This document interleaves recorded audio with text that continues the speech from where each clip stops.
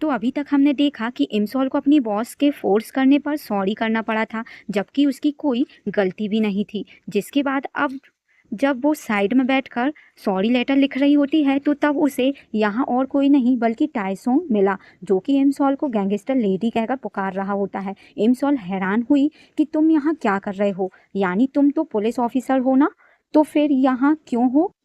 तो तब वो बताता है, इसलिए क्योंकि यहाँ अंदर बेड है जहाँ मैं आराम करने के लिए कभी कभी सो जाता हूँ। और फिर वो इमसॉल को अपने साथ डिनर कराने लेकर आया, और अब भी इमसॉल को गैंगस्टर लेडी पुकार रहा था। तो तब इमसॉल सब बताती है कि उसकी कोई भी गलती नहीं थी, बल्कि वह एक्टर ड्रंक था, इसलिए मैंने उसे ड्राइव करने से रोका था। तो यह सुन टायसुंग हैरान रह गया कि फिर तुमने सच क्यों नहीं बताया, एंड अगर तुम कहो तो मैं तुम्हारे लिए उस एक्टर की शूटिंग सेट पर से ड्रिंक करते हुए टाइम की फुटेज निकलवा कर उसे जेल में बंद करवा सकता हूँ, और फिर सभी को पता चल भी जाएगा कि वह एक्टर कितना बुरा है। लेकिन इमसॉल टायसुंग से ऐसा करने से मना कर देती है, एंड अपनी बॉस का रीज़न बताने लगी कि इसी वजह से, तो वह भी चुप है। तो तब टायसुंग भी चुप हो गया और इमसॉल को ड्रिंक निकाल कर देने लगा, ताकि उसका मन ठीक हो सके। साथ ही समझा भी रहा होता है कि ज़्यादा मत पीना, कहीं तुम बुरी तरह ड्रंक ना हो जाओ। तो तब इमसॉल, जो कि टायसुंग के साथ खुश नज़र आ रही है क्योंकि वह उसकी इतनी ज़्यादा फिक्र जो करता है, इसलिए बोली कि मुझे आसानी से चढ़ती नहीं है। लेकिन तभी दूसरे ही पल हम देखते हैं कि इमसॉल बुरी तरह ड्रंक हो चुकी है, जिसको टायसुंग वापस घर लेकर जा रहा है, एंड बोला कि मैं कैप करने की बहुत कोशिश कर रहा हूँ, लेकिन वह हो नहीं रही है। और फिर इमसॉल को एक बेंच पर बिठाकर कुछ लेने चला गया कि तभी स्नोफॉल स्टार्ट हो गई, जिस वजह से इमसॉल को सियोंजाए की याद आने लगी, क्योंकि वो दोनों 2023 में स्नोफॉल के टाइम ही मिले थे। एंड जब से इमसॉल ने सियोंजाए को खोया है, तब से उसके लिए जीना इजी नहीं रहा है, इसलिए वह काफ़ी बुरी तरह रोना शुरू कर देती है, यह सोचते हुए कि काश सब ठीक होता, एंड मैं सियोंजाए के साथ खुशी से रह रही होती। कि तायसुंग भी इमसॉल के पास आ गया, और जब इमसॉल को इतनी बुरी तरह रोता देखता है, तो तब वह उसे चुप कराने लगा। लेकिन इमसॉल बस रोती ही जा रही थी और कहती है कि मैं सियोंजाए को बहुत ही ज़्यादा मिस कर रही हूँ। तो यह सुन टायसुंग भी हैरानी से इमसॉल को देखने लगा। कि तभी यह सीन यहीं पर कट हुआ, और अब हमें इमसॉल की कंपनी का सीन देखते हैं, जहाँ टायसुंग मैसेज पर इमसॉल से पूछ रहा है कि क्या अब तुम ठीक हो।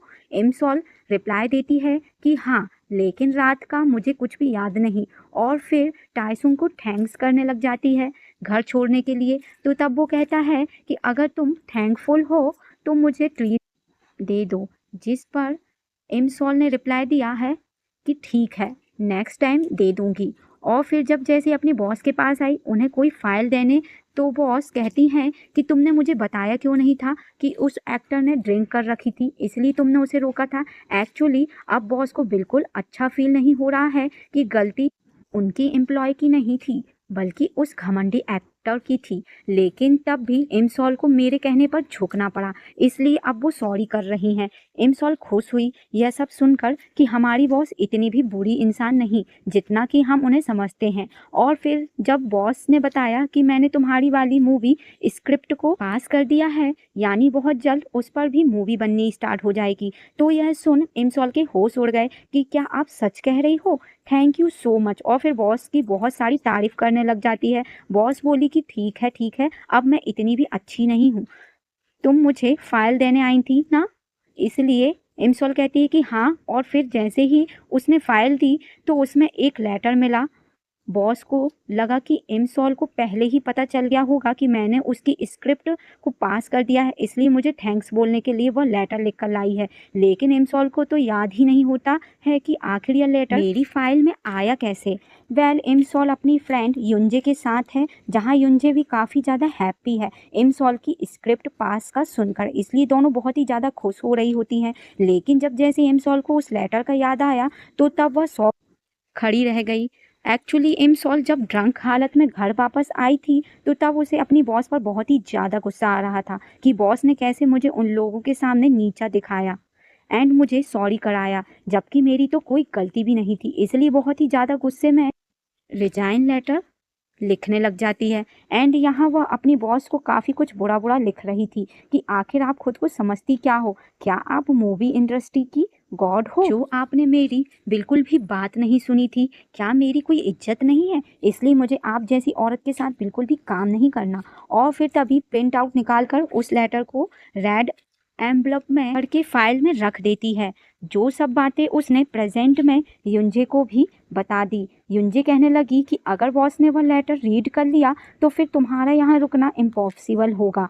तो तब इसलिए इमसॉल डिसाइड कर लेती है कि वह कैसे भी करके उस लेटर को बॉस को रीड करने से पहले वापस लेकर ही आएगी। और फिर तभी वह एक अवार्ड फंक्शन में आ गई जहाँ बॉस कुछ लोगों से बातें कर रही थी। इमसॉल उनके पर्स को देखती है क्योंकि बॉस ने लेटर उसी में रखा था। और फिर जब बॉस साइड में कहीं गई तो तब इमसॉल छुपते छुपाते पर्स के पास आने लगी। एंड जब उसने पर्स उठाया कि तभी सामने से बॉस भी थी, लिए वो डायरेक्ट तभी टेबल के नीचे घुस जाती है।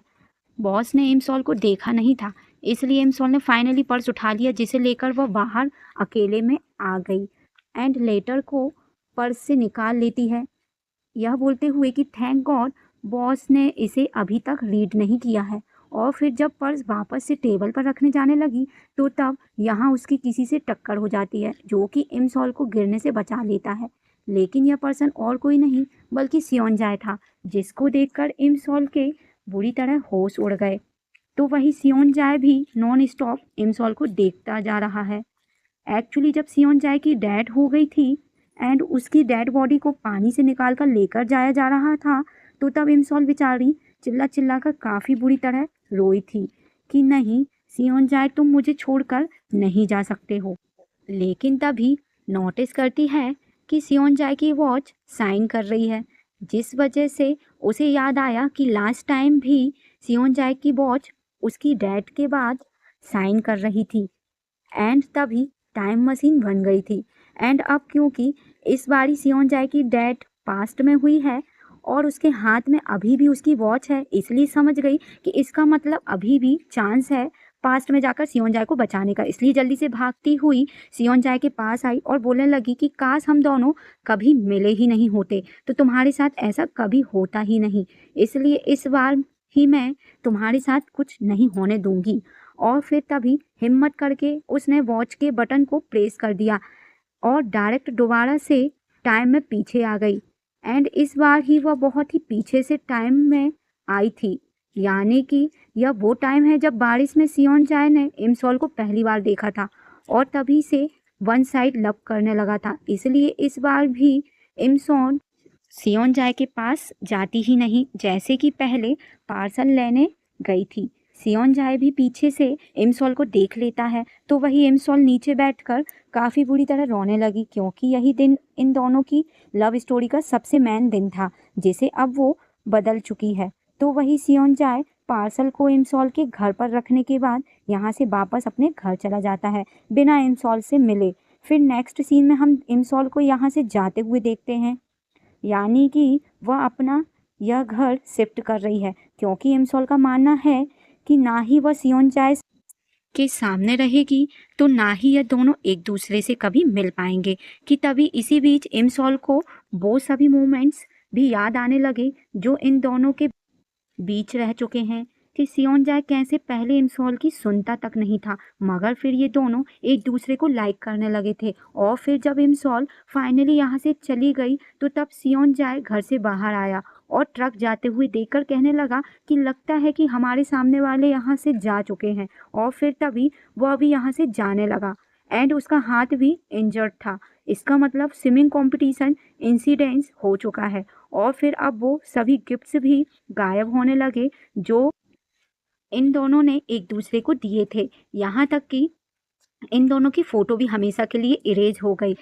और वो सॉन्ग भी जो सियोनजाए ने इमसॉल के लिए लिखा था, यानी A to Z सब मेमोरीज इरेज होती जा रही हैं, जैसे ये दोनों कभी कपल थे ही नहीं। जिसके बाद अब हम प्रेजेंट का टाइम देखते हैं, जहाँ जब सियोनजाए अवार्ड इवेंट में आया था तो तब उसे एक एनवेलप दिया गया था, यह बताकर कि आपको इसे अभी ओपन नहीं करना है बल्कि स्टेज पर जाकर करना है। सियोनजाए मान गया कि तभी उसकी नज़र इमसॉल पर गई जब वह पर्स उठा रही थी। इसलिए सियोन जाए को लगने लगा कि यह चोर है जो कि चोरी कर रही है, इसलिए वह इमसॉल के पीछे पीछे आया था और इस वजह से यहाँ इन दोनों की टक्कर हो गई थी, जिसे देखकर इमसॉल तो बहुत ही बुरी तरह शॉक थी, क्योंकि सियोन जाए आज यहाँ इमसॉल को फर्स्ट टाइम देख रहा है, क्योंकि पहले की सब मेमोरीज इमसॉल ने इरेज जो कर रखी है। इमसॉल पीछे हुई एंड सियोन जाए ने इमसॉल को चोर बोला, यह कहते हुए कि तुम ये पर्स चुरा रही थी, है ना? इमसॉल कहती है कि नहीं, ऐसा कुछ भी नहीं है, लेकिन अब क्योंकि वो सियोन जाए को देखकर इमोशनल हो चुकी थी, इसलिए रोने लगी। सियोन जाए पूछता है कि तुम रो क्यों रही हो, जबकि मैंने तो तुम्हें नहीं रुलाया। तो यह सुन इमसॉल को याद आने लगा कि सेम यही सब लाइंस सियोन जाए ने पहले भी मुझसे कही थी, यानी आज भी उसकी बातें पहले जैसी हैं। सियोन जाए इमसॉल को रोककर सिक्योरिटी को कॉल करने लगा, लेकिन इमसॉल अपना हाथ छुड़वाकर तुरंत एनवलप उठाकर यहाँ से भाग गई, जिसके पीछे अब इससे पहले सियोन जाए जा पाता कि तभी एक स्टाफ मेंबर यहाँ आया जो कि बताता है कि अब आपकी स्टेज पर जाने की बारी है।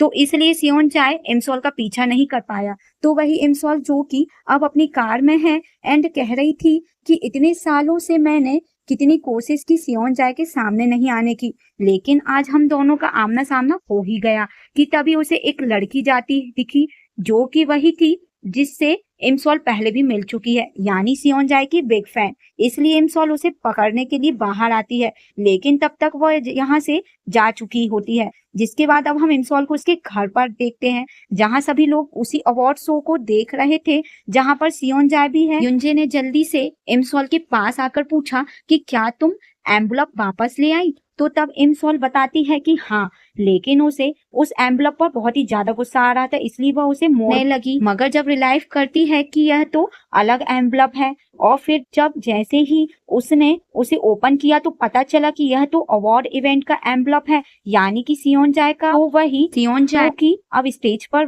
विनर का नेम अनाउंस करने आ चुका है इमसॉल वाले एम्बुलप को लेकर, क्योंकि उसे भी नहीं पता है कि यह एक्सचेंज हो चुके हैं। इसलिए इमसॉल बहुत ही जोर से चिल्लाती है, और फिर अब जैसे ही सियोन जाए ने डायरेक्ट लेटर की फर्स्ट लाइन रीड कर दी जो भी कुछ लिखा हुआ था, तो तब इस वजह से सभी लोग उस पर हंसने लगे। सियोन जाए की गंदी वाली इंसल्ट के साथ साथ मीम बन जाती है, इसलिए वापस अपने घर आकर वो बहुत ही ज्यादा गुस्सा था। तो वही असिस्टेंट और इनहुक ये दोनों उसका मजाक बना रहे थे कि तुमने कैसे बिना देखे लेटर को पढ़ दिया, अब देखो पूरे कोरिया तुम पर हंस रहा है, यानी सभी तुम्हारी मजाक बना रहे हैं।